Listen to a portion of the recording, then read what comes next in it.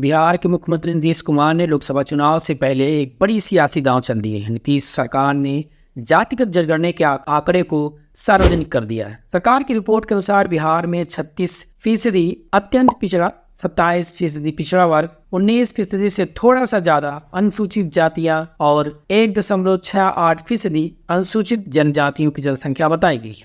नीतीश सरकार की इस दांव के कई सियासी दलों को अपनी रणनीति बदलनी पड़ सकती है। बिहार सरकार ने राज्य में जातिगत जनसंख्या 13 करोड़ से ज्यादा बताई है। अगर अधिकारियों के माने तो जातिगत आधार जो गणना है उसमें कुल आबादी 13,07,25,310 बताई गई। साल 1931 तक भारत में जातिगत जनगणना होती थी और साल 1941 में जनगणना के समय जात आधारित डेटा जुटाए जरूर गए थे, लेकिन प्रकाशित नहीं किया गया। साल 1951 से 2011 तक की जनगणना में हर साल जातियों की अनुसूचित जातियों का डेटा दिया गया, लेकिन ओबीसी और दूसरी जातियों का नहीं। इसी बीच साल 1990 में केंद्र में तत्कालीन प्रधानमंत्री विश्वनाथ प्रताप सिंह की सरकार ने पिछड़ा वर्ग आयोग, जिसे आमतौर पर आप मंडल आयोग के रूप में जानते हैं, की एक सिफारिश को लागू किया था। ये सिफारिश अन्य पिछड़ा वर्ग के उम्मीदवारों को सरकारी नौकरियों में सभी स्तर पर 27% आरक्षण देने की बात कही थी।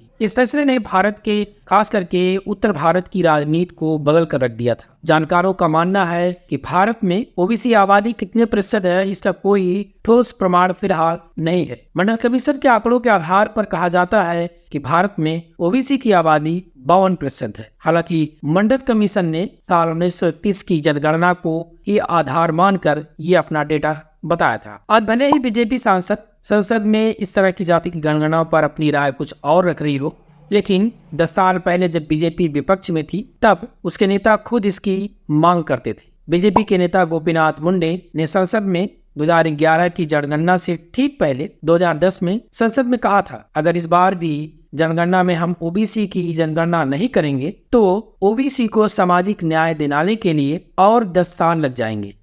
लेकिन हमारे कॉन्स्टिट्यूशन में शेड्यूल कास्ट और शेड्यूल ट्राइब को आरक्षण नहीं होता तो क्या बाकी सदस्य जीत कर आ सकते थे? शेड्यूल कास्ट है, मैं पूछना चाहता हूं कि छूताछूत बंद हो गए? नहीं हुआ। क्या आज भी दलितों को मंदिर प्रवेश है? बाबा साहब अम्बेडकर को नहीं, हर अम्बेडकर को दलित प्रवेश न करा जा। जनगणना में ओबीसी का जनगणना में नहीं करना, ओबीसी को जस्टिस, सोशल जस्टिस न करना।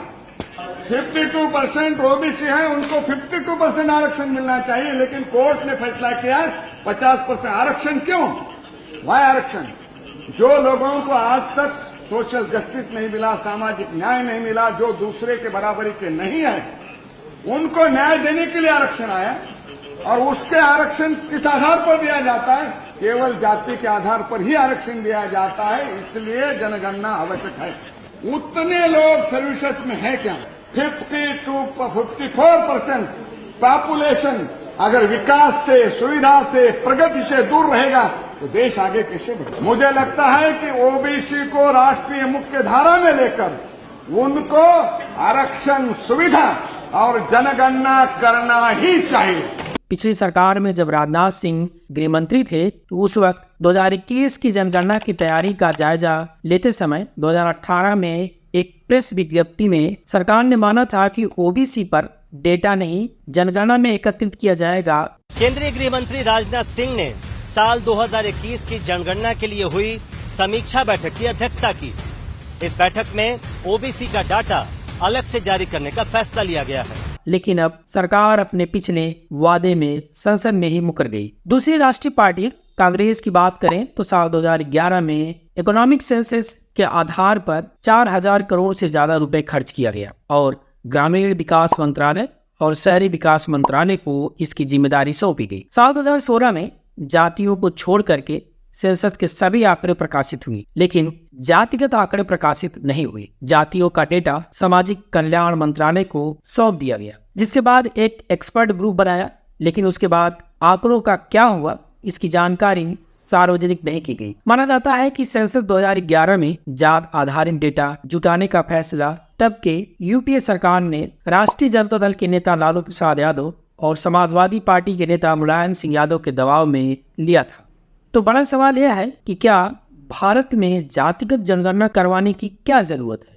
कई समाजशास्त्री और राजनीतिक विश्लेषकों का कहना है कि समाज में जात को अगर खत्म करना है तो जात की वजह से मिल रहे विशेषाधिकार को पहले खत्म करना होगा। साथ ही वंचित वर्ग को भी पहचान करनी होगी। ये तभी किया जा सकता है जब सभी जातियों के बारे में सटीक जानकारी और आंकड़े उपलब्ध हो। ये सिर्फ एक जातिगत जनगणना से ही हासिल हो पाएगा। दूसरी तरफ ये तर्क है कि अगर सरकार की कल्याणकारी योजनाओं का असल फायदा उन लोगों तक पहुंचाना जरूरी हो जो अब तक इससे वंचित है, तो जातिगत जनगणना ही एक ऐसा जरिया है जो ये सुनिश्चित करने में मदद कर सकता है। और तीसरी बात, शिक्षण संस्थानों और नौकरियों में दिए जा रहे आरक्षण का दायरा और बढ़ाने की, ये काम करने के लिए भी जाति से जुड़ी विश्वसनीय आंकड़ों की जरूरत है जो सिर्फ एक जातिगत जनगणना ही उपलब्ध करा सकती है। बिहार सरकार द्वारा जारी जातिगत जनगणना का क्या होगा ये तो समय और वक्त बताएगा।